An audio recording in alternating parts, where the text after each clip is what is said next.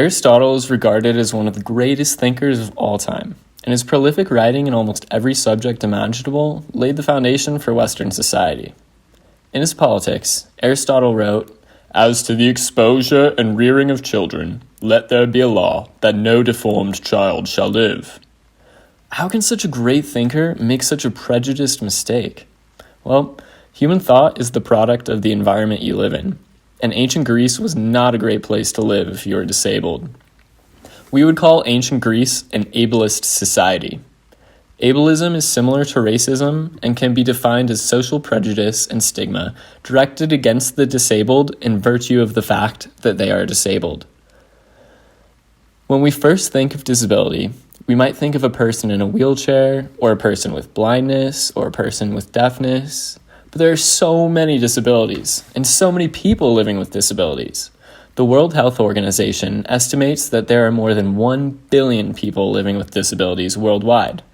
In the US alone, 1 out of every 4 persons is disabled. What then is disability? And how have our views about disability changed since the dawn of civilization? There are several definitions of disability. So why is defining disability so important?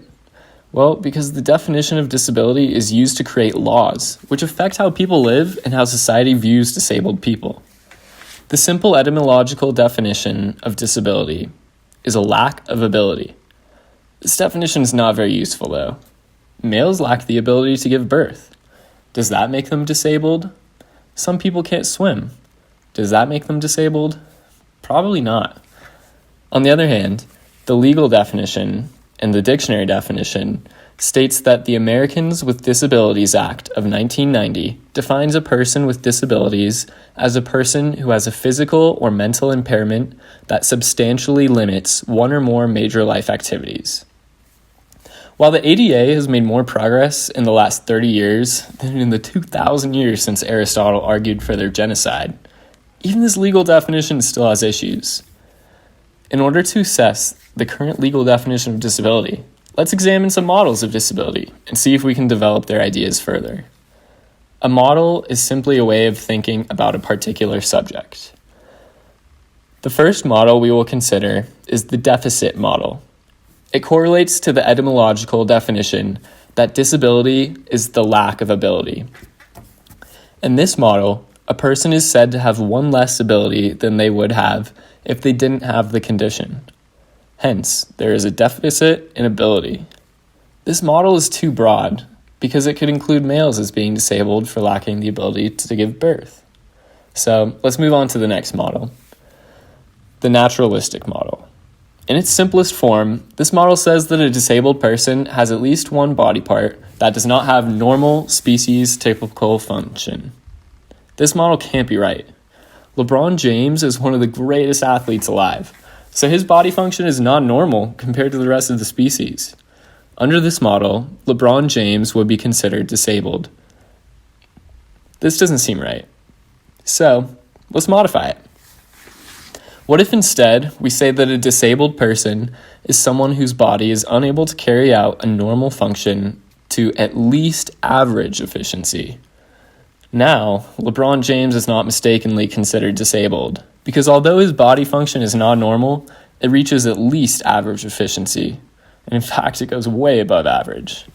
But still, this model is not right. How would you determine what the average functioning is for a human? It also implies that if you cannot reach average efficiency, then your body has failed and you are worse off. This would lead us to an ableist line of thinking. Let's try to modify it again. Now, let's say that disability is an impairment that significantly limits life activities. Does this sound familiar? It's the basis for the legal definition of disability. But this way of thinking begs another challenging question. What is an impairment? The naturalistic model describes an impairment as an inability to carry out a species' normal function to at least average efficiency. Well, here we go again. The naturalistic model seeks to describe disabilities in relation to the normal functioning of human beings. Let's consider some examples to scrutinize this way of thinking. First, we have an old man. We'll call him Bob. Bob is slow at walking and thus does not have at least average efficiency. Under the naturalistic model, Bob's slow walking would be an impairment, and thus he has a disability. Because this is actually the basis for the legal definition, Bob qualifies for a disabled parking hang tag. This seems appropriate so far, but let's consider another example. A shorter than average woman, we'll call her Jan, cannot reach the highest shelf in a grocery store to grab her groceries. She's functioning less than average compared to the overall normal species function of humans. Under the naturalistic model, Jan is disabled because her shortness is an impairment. But this doesn't seem quite right, and like the deficit model, it's just too broad. So what if we narrowed it down and created a specific reference class for Jan to be compared to instead of using the whole human race? This would mean that Jan's average functioning would be compared to humans that share her same characteristics, like sex, age, height, etc. So, compared to other humans that are in the same reference class as Jan, she would not be disabled for not being able to reach the top shelf of the grocery store, because everyone in her reference class would not be able to. But determining a reference class is challenging because there's so many different variables that make up a human. It's going to be hard to account for them all. Like the deficit model, the naturalistic model is too broad and it needs to be reconsidered. Let's take a look at the next model. The social model. The social model has risen to popularity over the past two decades. It has gained favor over the medical model. The medical model of disability views disability as something that needs to be cured or fixed. The medical model also suggests that it would be unethical to not eliminate a patient's disability if there were a cure. This model has become less popular because it suggests that there is something wrong with the disabled. Once again, this can lead us to an ableist line of thinking. The social model is the direct counter to ableism.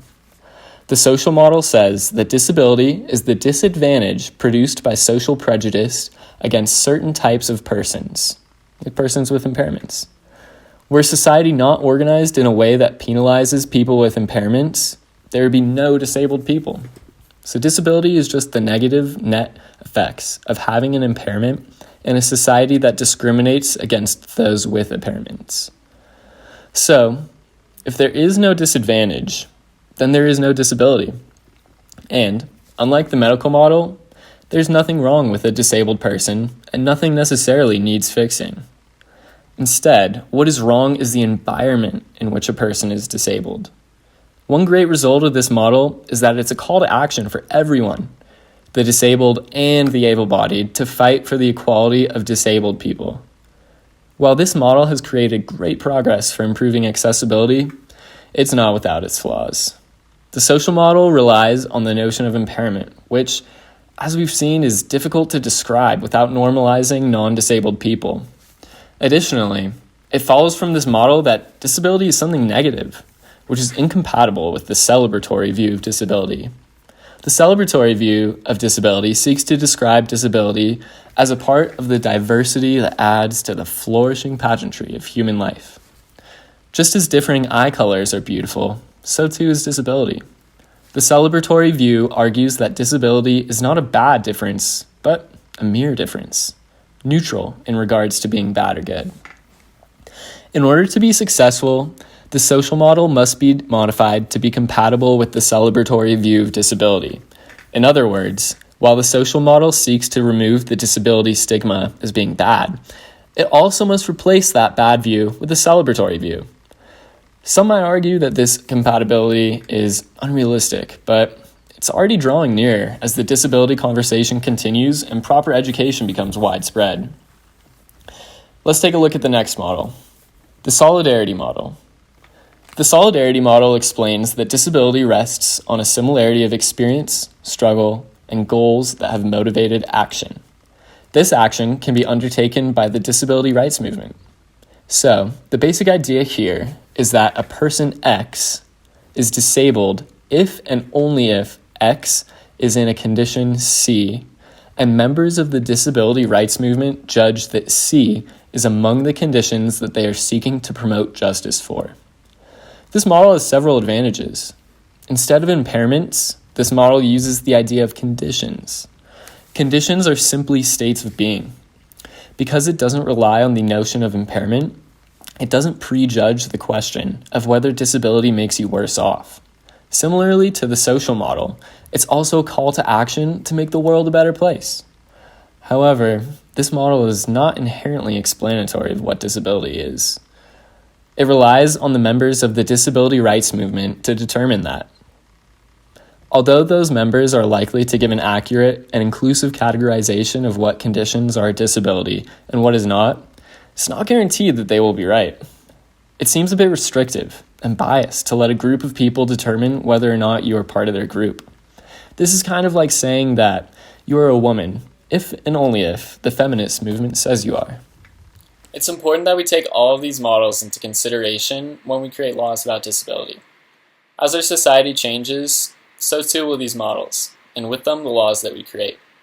But no matter what societal changes occur or how we come to define disability, we must keep the disability conversation open and use the simple principles of empathy, compassion, and acceptance to guide us to a world of equality and away from Aristotle's prejudice. Thanks for watching.